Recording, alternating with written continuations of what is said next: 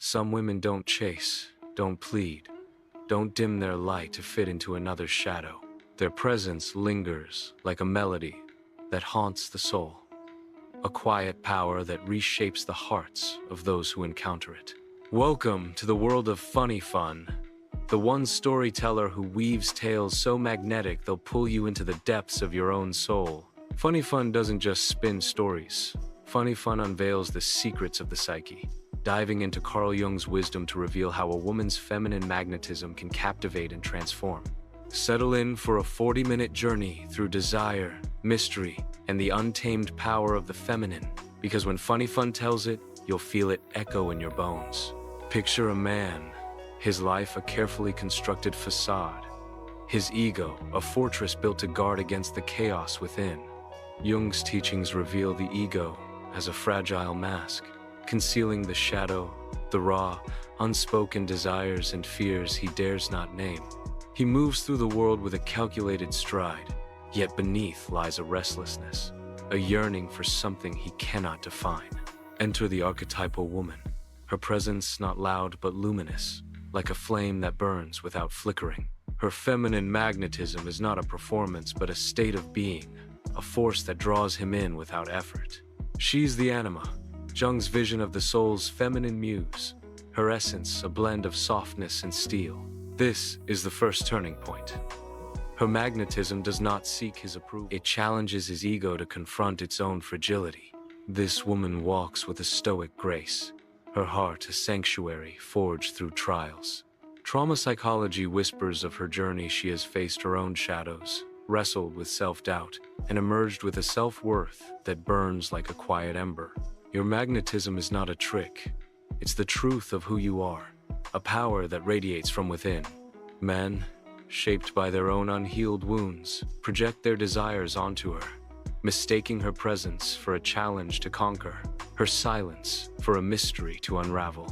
Yet her feminine energy, primal, enigmatic, untouchable, defies their grasp, pulling them into a dance they cannot control. This is the first truth. His soul is haunted not by her beauty, but by the mirror she holds to his hidden self.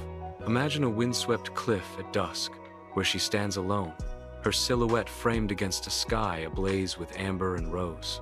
He watches from a distance, drawn by an impulse he cannot name, his thoughts spiraling as her presence lingers like a half-remembered dream. She does not speak, does not beckon. Her silence is a canvas for his projections, a space where his ego falters. Jung's anima theory reveals why. She is the reflection of his soul's unclaimed desires, the tenderness and chaos he has buried beneath his armor. Stoicism teaches her to hold this space without clinging, to let his gaze fall without chasing it. When you wield your magnetism, you become a force he cannot define. This is the second turning point. Her silence amplifies her power, haunting his soul with a longing he cannot escape. His fascination grows, a quiet storm brewing in the space between desire and restraint. Trauma psychology unveils the roots of this pull, the wounded boy within him, shaped by a world that demanded strength over softness, seeks meaning in her presence. Yet she refuses to play the role of savior, her magnetism, a shield that protects her wholeness. Your power lies not in giving him what he wants, but in being what he cannot possess. Jung's concept of the ego reveals that his fascination is a battle, a struggle to tame what threatens his control. Her feminine magnetism, rooted in self-worth, becomes the first silent sign. He is haunted by the mystery she embodies, a truth that unsettles his carefully crafted world. In a bustling marketplace, where voices and colors swirl like a living tapestry, their paths cross. She moves through the crowd with an effortless grace, her presence a quiet pulse that cuts through the noise. He stands nearby, his words hesitant, his eyes searching for a crack in her composure. Her gaze meets his, not with warmth, but with a knowing that pierces his facade. She does not fill the silence with chatter. She lets it linger, heavy with possibility. Jung's shadow work suggests that her magnetism forces him to face his own hidden depths, the fears, the desires, the truths he has locked away. When you embrace your wholeness, you become a mirror he cannot ignore. This is the third turning point. Her presence becomes a haunting force, a call to confront the shadow he hides. As days turn to weeks, her essence becomes an echo in his mind, a melody he cannot shake.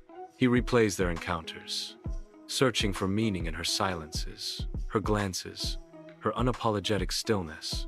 Trauma psychology points to the source of his fixation. His ego, built on control, craves the certainty of understanding her, yet her magnetism defies definition. Stoic wisdom guides her. She embraces her path without clinging to his approval, her self-worth a flame that burns without need of his fuel. Your magnetism is not a performance. It's a gift, a call to your own liberation. This is the second silent sign. His soul is haunted by the power she wields, a power that thrives in her refusal to bend. In a quiet cafe at twilight, where the clink of cups mingles with soft murmurs, their eyes meet across the room. Her presence is a quiet rebellion, a feminine energy that is both soft and unyielding, like water carving stone. He feels exposed, yet captivated, his ego unraveling under the weight of her gaze. She does not chase his approval or shrink from his intensity. She holds her ground, a stoic pillar in a sea of noise. Jung's individuation reveals her strength. She has integrated her light and dark, her strength and softness, into a whole that needs no validation. When you walk in your truth, you become a force that reshapes the... This is the fourth turning point. Her magnetism becomes a catalyst, not for his conquest, but for his awakening. As months pass, her influence lingers, not as a memory, but as a shift in his soul. He begins to question the ego that once defined him, the need for control that shaped his desires. Jung's teachings whisper that the anima is not just a projection, but a guide to wholeness, a call to integrate the hidden self. Her magnetism was never meant to be owned. It was meant to awaken. Your power lies in being, not in being understood.